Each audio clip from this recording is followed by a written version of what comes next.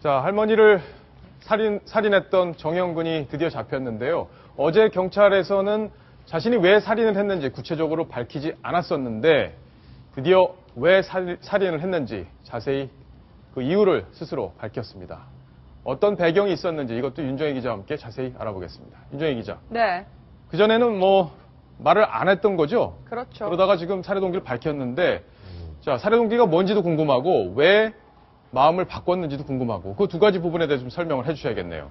네, 사실 이제까지 정영근이 살인을 왜 했는지 그 이유에 대해서는 유독 입을 꾹 다물어 왔었습니다. 계속해서 이 말다툼 때문에 살해를 했다라고 이야기를 했었는데 경찰들 사실 믿지 않았었죠. 신빙성이 없다 하고 믿지 않았는데요.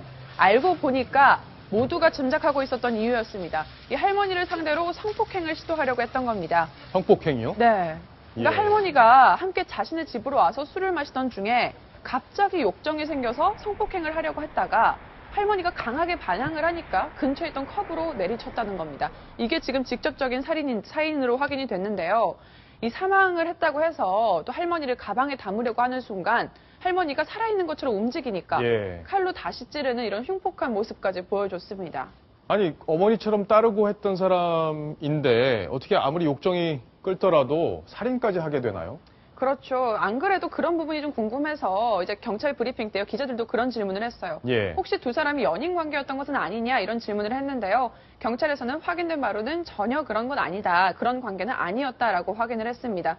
저도 직접 그 할머니가 있었던 부평시장에 가서 상인들을 여러 명 만나봤는데 이 상인들도 똑같이 말을 하더라고요. 평소에 이제 엄마 하면서 정말 아들처럼 따르던 사람이었다. 그런 짓을 할 거라고는 생각도 못했다라고 이야기를 하는 걸 보면요. 어떻게 보면 술 때문에 잠시 정말 제정신이 아닌 상태에서 그런 범행을 저지른 건 아닌가 짐작은 해볼 수가 있겠습니다. 예. 자, 지금까지는 자신의 살해 동기를 밝히지 않았었는데 네. 왜 밝히게 됐는지 그 과정도 좀 궁금한데 윤정희 기자가 그걸 단독으로 취재를 했죠. 네, 저희 취재진이 확인을 해본 결과 어제 아들이 경찰서로 찾아왔다고 합니다. 예. 아들이 정영근을 만나겠다고 찾아오면서 아주 장문의 편지를 써왔다고 하는데요. 이 편지를 읽는 순간 정영근 아주 대성통곡을 했다고 합니다. 그랬군요. 네, 아들과 면회장에서 만나서 아들과 함께 끌어안고 대성통곡을 했다고 하는데 사실 이전까지는 밥도 잘 먹고 잠도 잘 자고 굉장히 뻔뻔한 모습 보여줬었거든요.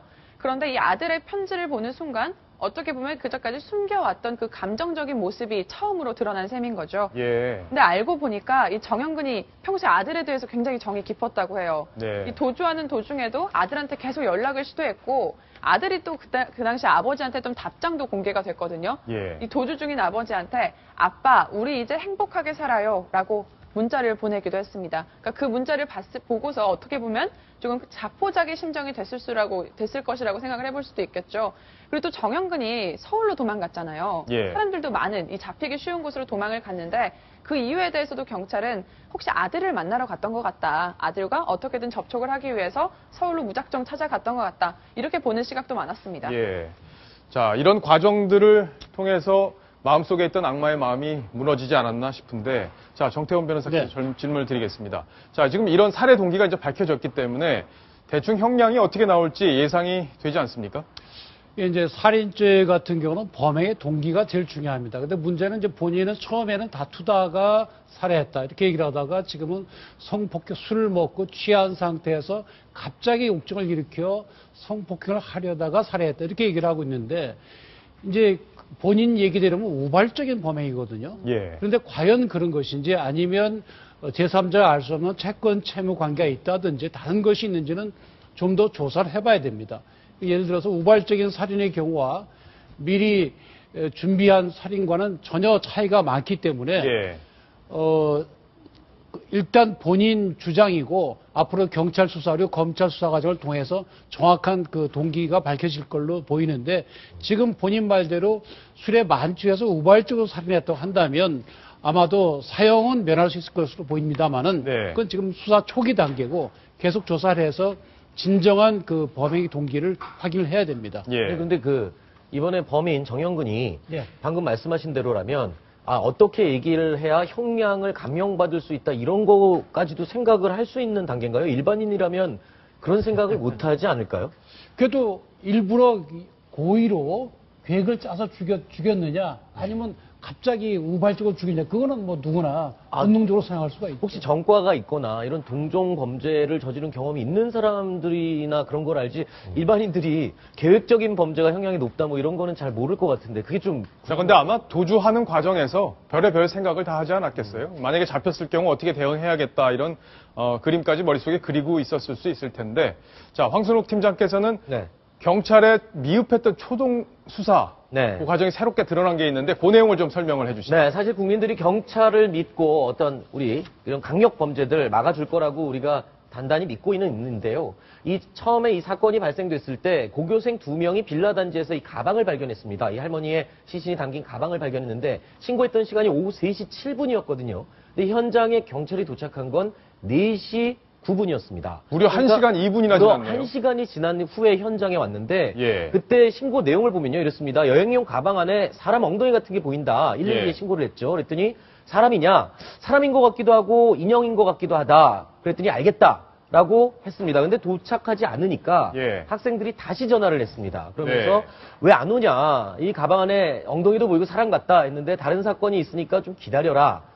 학생들은 빨리 와달라. 얼마나 무서웠겠습니까? 고등학생들이 사람일지도 모르는 가방 옆에서 가지 말고 기다려라 하니까 그 예. 가방 옆에서 기다린 겁니다. 그리고 4시 5분, 1시간이 참 못됐군요.